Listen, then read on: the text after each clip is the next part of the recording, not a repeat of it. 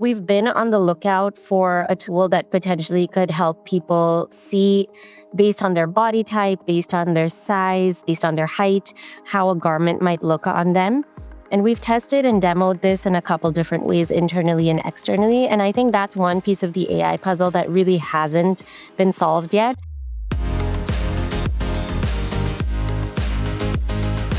Welcome to another episode of the e-commerce toolbox, experts perspective, all about AI. So we're really excited today to have Slisha, who's the SVP e-com and digital marketing at Adrianna Papell Group. She's also co-founded a company, which we'll talk a bit about today, but I'd love to welcome you to the show.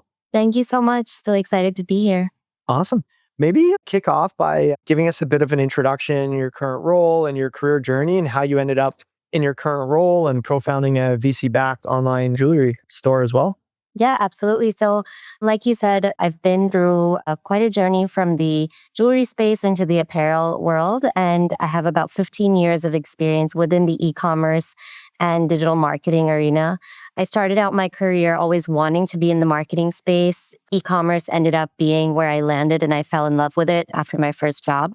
While I was working at the Knot, which was kind of my first big job out of college, I happened to meet my fiance, my husband now, who was somebody who had about 3 generations of experience in the diamond and jewelry industry, but at the time was working in finance. And I, of course, had my marketing and e-commerce background kind of starting, and the gears were starting to turn there. And as we were getting engaged, we noticed that there was a really big hurdle for people as they were shopping for their engagement ring online, wherein they couldn't touch and feel the actual product before buying it. So we kind of joined forces. We looked at all the different case studies of our real life friends who were also going through this experience and figured out that maybe we could reinvent the way people were shopping for engagement rings online with a home preview. So kind of like a Warby Parker meets diamond engagement rings process. And at the time, nobody was really thinking in this way or doing online shopping in this way for engagement rings. So this happened to take off and build a really good organic following, word of mouth following, after which we entered a tech accelerator, as you mentioned, got a couple rounds of VC funding, and eventually exited the company about now 4 years ago. And at that point, I did join the company that we exited to and helped to build out some more of their D2C portfolio. My husband is still there and is kind of leading that charge. For myself, my passion really lies in e-commerce, in marketing. I did love working in the jewelry industry, but it wasn't necessarily something where I was like, I want to stay here lifelong. So I wanted to explore a new industry, and this really exciting opportunity at Adrianna Papell came up to lead their D2C division. And it was different because not only was it a different product category, but it was an opportunity to take a heritage brand, one that has existed for almost 50 years, and reinvigorate and scale up the growth of their online selling. So different challenge, but many of the learnings from running my own business were applicable here because the philosophy at Adrianna Papell for anybody who enters is really think like an owner, think like a founder. So it was a great bridge between the experience of being a startup founder and then also applying all those learnings to a heritage brand. I love it. That's really cool. I didn't realize you'd exited the business as well. I love that. Well, I mean, with all your experience, we'll start off by fully understanding, like, from your vantage point, when has kind of AI in operations and in e-com gotten real? Do you think it's there yet? Obviously, GPT launched, I think, in 22. So from 22 to now, like, when did it kind of really get real from an operational standpoint, from your vantage point? Yeah, so I've been at Adrianna Papell for a little over 2 years now. It's definitely been in the mix and the conversation heavily for the last year and a half. And I'm sure even before that, from like a personal use case perspective, there was a lot of usage of AI. But now that there's more and more tools available and also more legacy platforms that are very quickly integrating AI offerings into their solutions, it's become much more mainstream for not only just the top level executive tier or the management tier of the company, but for everybody, even people who are stepping into like their first job out of college. They're expected to have an appetite to use AI. So I can say now, 2 years into the job here, like we've integrated AI into almost every aspect of the company, not only the e-commerce piece, which I lead, but also from merchandising to product development, design. And then, of course, with e-commerce, we're using it in a much heavier capacity as it relates to like creating photo shoots or augmenting our ad creative, augmenting our email program or SMS program, leveraging it not only on the creative side, but also on the analytical as well as the ideation side to kind of create more efficiencies, more exciting things that we can test into at a faster pace. So I think it's the same players, it's the same core team that we have. It's just that our ability to experiment has accelerated a lot more than it was maybe 2 to 3 years ago, where if we wanted to try something interesting or new, we would have to wait a little bit to get that in motion. If you're listening to the e-commerce toolbox, you're entitled to a podcast exclusive website audit. Go to noibu.com/podcast-audit for a free scan that uncovers the hidden friction blocking your conversions and shows you where you're leaking revenue. Talk to me a bit about AI to generate lifestyle imaging. I know that New York recently passed a law with AI imaging and things like that. Maybe talk to me a bit about your kind of thoughts on that in general. Like, is that an area that you think is going to keep expanding in e-com? Is that actually going to start pulling back in terms of value? Like, what are your thoughts? I think at this point, with the scale that it's achieved, with the amount of investment that a lot of brands have put into AI on that front, I don't think it's going to scale back. I think it's just going to become a more thoughtful exercise where and how people choose to deploy the AI and how transparent they are with customers. And then on the flip side, as things are going in this direction, customers are getting more and more used to seeing it. And as it's getting more advanced, probably trusting it more in terms of conveying the realness of the product, the realness of size and fit. It's obviously still a work in progress. So it's kind of like a give and take. You can't go all in. And I don't think any brand should go all in. But I do think it can be a healthy and sustainable part of the marketing mix and the creative mix if it's done with a lot of integrity, attention to detail, and a desire to help the customer rather than kind of just like output content really quickly and do it from a budget saving perspective. So at AP, I think that's kind of the way we think about it, that the first question we ask is this going to be true to life? Is this going to help the customer to make a better decision, reduce return rates, and give them an authentic experience that really lines up well with our in-studio photography or our campaign photography? And if it is a miss on all of those questions, then we're not going down the road just for the sake of it. I do see some brands where you can clearly pick it apart and they're doing it more as a cost savings mechanism. But for us, that's not how we approach it. And I think any brand that wants to continue scaling AI usage for creative probably should be keeping those things in mind. I agree, especially for like a brand that has a lot of brand equity, high quality products, things like that. I totally see it. Do you have any examples of any kind of AI experiments that you tried but ultimately failed? Like some things that you tried and you're like, hey, like AI is just not there yet. Yeah, I think we've been on the lookout for a tool that potentially could help people see based on their body type, based on their size, based on their height, how a garment might look on them.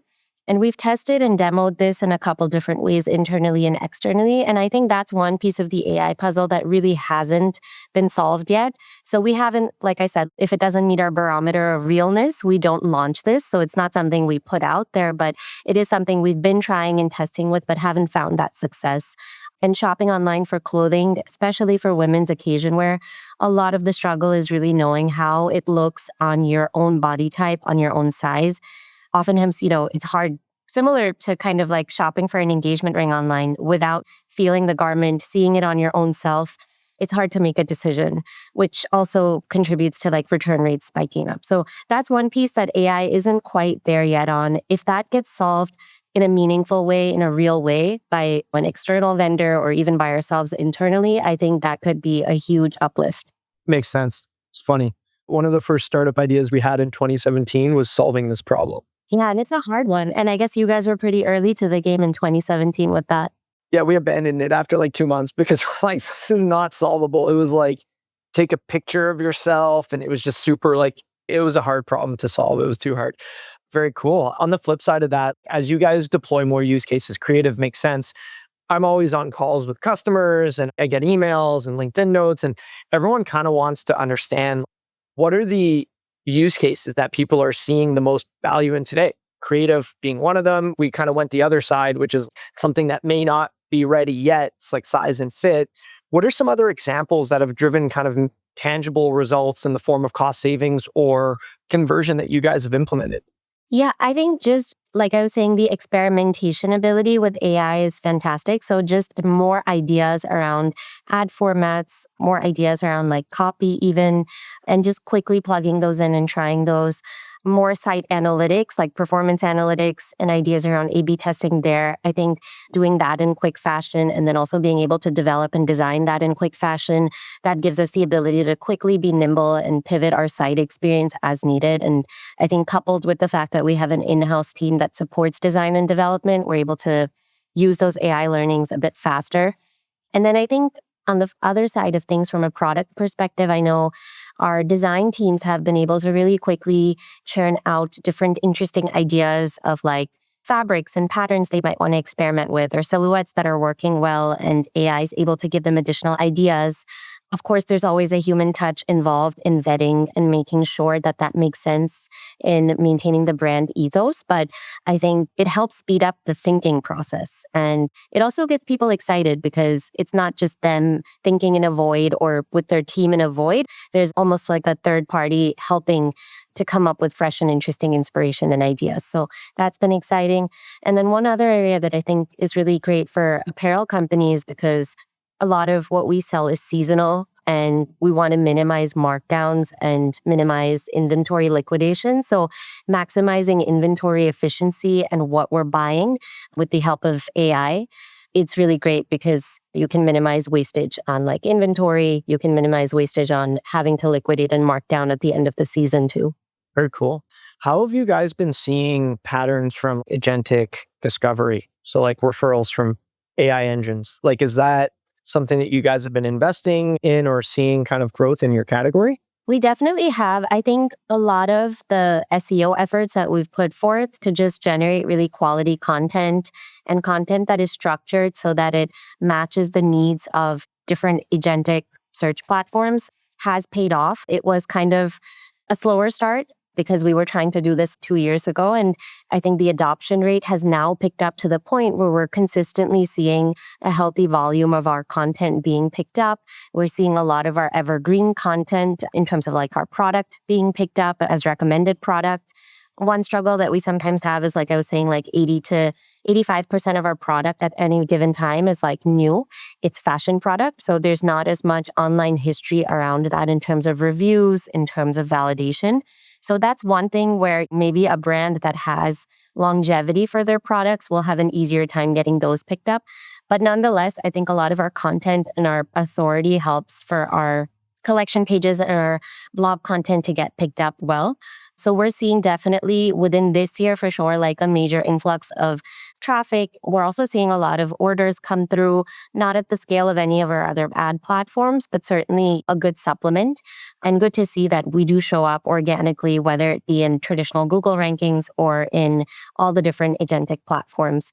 So continuing to push there. I think another big one there is making sure we're continuing with a strong affiliate program, a strong backlinking program, because again, whether your site is being picked up or your PDPs are being picked up or not, content from other authoritative sites, if it continues to mention you, it's kind of the same traditional SEO tactic. It'll continue to push into agentic platforms. I think the one negative to that we're of course seeing is that some of our top of funnel traffic that maybe would have clicked into the site or the blog earlier is now finding answers faster, which is great for them, less time wasted on their side, but it does diminish some of that top of funnel. But that's not a big deal. I think there's ways to supplement that with other channels. It's kind of just a shift in the marketing mix and the way we think about our traffic mix. Yeah. To your point, it's like less control. It's interesting. Like what I've seen, so we have this data across our customer base. So just broadly speaking, what I've seen is the traffic volumes are relatively low. They're quite low. The conversion's actually pretty good because usually when someone lands, they're converting high, but the overall traffic is low. But it is a bit dependent on your category. Like we see some categories like specialty items. For example, we have customers that have, I don't know, almost like collector items, like 1977 specific Hot Wheel for this certain model that's kind of rare. And those types of products are actually, those companies are seeing a good amount of traffic. But then if it's like fashion, discovery, like we have a lot of brands like kind of similar space, luxury, this, that, like I don't think people are discovering cardiate for the first time through ChatGPT. So it's interesting. And I'm curious to see how it kind of shakes out. Are you guys experimenting with ads in those categories and all? Like with ChatGPT? Yeah, we're just starting to think about doing that. And I know that's been made a little bit easier as of late. So definitely on the radar and on the roadmap. Like you said, it's not something that's going to be all of a sudden meaningful in terms of spend compared to other channels, but definitely a good supplement and a test that we do want to undertake. Very cool. As we're looking to wrap up, do you maybe want to give us some thought process around what's like top of mind for you going into kind of this back half of 2026? I think one thing that's always top of mind, I think for any marketer is like how to mitigate the rising costs on like traditional marketing channels. So when it comes to the intersection of that with AI, it's kind of like how do we get the maximum learnings using AI out of what we've already done, and how do we kind of get ahead of the curve in terms of consistently reducing like our cost of acquisition for our customers. Another big goal for the brand, for Adrianna Papell specifically, is also using any learnings we can to understand like propensity to buy more product or to come back to us at a faster pace as we think about our product development roadmap. So for me, using AI for those two types of things and being able to achieve some results there would be really exciting, especially as we head into kind of the busy part of the year where there's so much noise with different sales, different events, and reasons to shop for people. Very cool. Well, thanks so much for your time. This was a great, great episode. Like I mentioned to you before we jumped on, like our customers, people in the space are all just honestly very thirsty to understand AI use cases that are going to drive conversion on their site, make them more operationally efficient. And I feel like it's just such an exciting time to be in commerce. Like I've been in it for about a decade now. And like from 2015, 2016 to now, it's been really, really interesting. And I think this is a big platform shift. And I'm curious above all, I think all the operational stuff is pretty obvious what's going to happen over time. But I think the traffic and like the patterns, I'm most curious about. Like, I don't know how that's going to change, to be honest. I'm very curious. Like, I don't know what's going to happen. Yeah, we'll be in a very different spot a decade from now. So I'm sure things will have reinvented a few times over by then. Awesome. Well, thanks for your time and really appreciate it. Thank you so much. The e-commerce toolbox, AI in Retail, is brought to you by Noibu. To find out more about Noibu and how we unify error monitoring, site performance, and experience analytics to uncover growth opportunities and skyrocket your revenue, visit www.noibu.com. That's Noibu.com. And then make sure to search for the e-commerce toolbox, AI in Retail, on Apple Podcasts, Spotify, or anywhere else podcasts are found, and click subscribe so you don't miss out on any future episodes. On behalf of the team here at Noibu, thanks for listening.